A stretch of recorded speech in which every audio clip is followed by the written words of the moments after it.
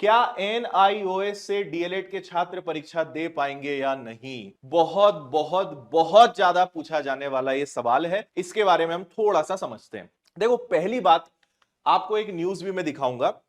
NIOS से DElEd वाले विद्यार्थियों के साथ दिक्कत क्या है? आपको पता है कि 18 महीने का ये कोर्स होता है। दूसरी बात कि यहां पर पूरे नोटिफिकेशन में जो वर्ग 3 का चयन परीक्षा का ऑफिशियल नोटिफिकेशन है, वहां ये कहीं क्लियर मेंशन नहीं है कि भाई एनआईओएस से डीएलएड जिन्होंने किया है वो इसके लिए पात्र हैं या वो इसका फॉर्म भर सकते हैं या उन्हें हम सिलेक्ट कर लेंगे। ऐसा कहीं भी लिखा हुआ नहीं है।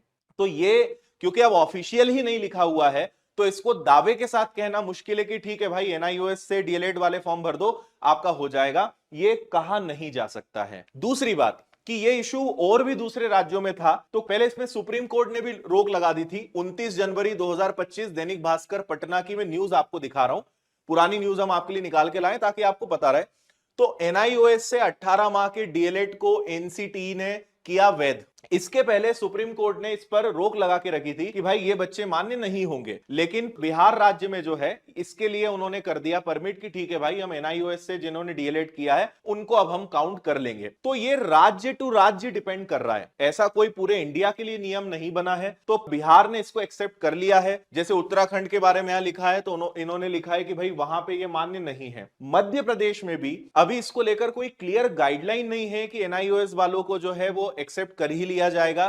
तो दो बातें आप इसमें ध्यान से सुनिए। पहली बात, क्योंकि ऑफिशियल नहीं लिखा है तो मैं या कोई भी दावे के साथ आपको नहीं कह सकता है कि आपको एक्सेप्ट कर लिया जाएगा।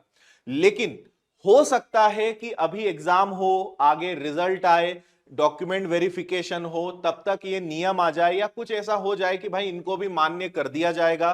तो आप यहां पे रिस्क ले सकते हो। अभी तो रिस्क शब्द का ही मैं प्रयोग करूंगा क्योंकि कंफर्मेशन नहीं है।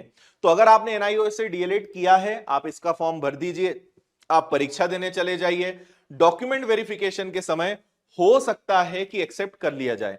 हमारी कुछ और भी ऐसे विद्यार्थियों से बात हुई है जिन्होंने, जो ऑलरेडी जॉब में, और उनका कहना है कि सर कई बार एक्सेप्ट कर लिया जाता है, या कुछ ऐसे उनके जान पहचान के शायद होंगे जिनको एक्सेप्ट किया गया है। बट बात वही है कि ऑफिशियल नहीं है, इसलिए मैं दावे के साथ नहीं बोल सकता हूं।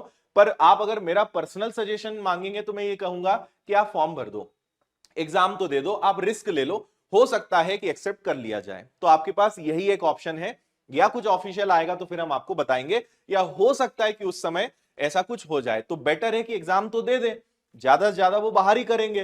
पर बाद में अगर आ गया नियम कि भाई मान्य है, तब आपको पछतावा होगा कि यार इससे तो एग्जाम दे देते। तो एग्जाम दे दो।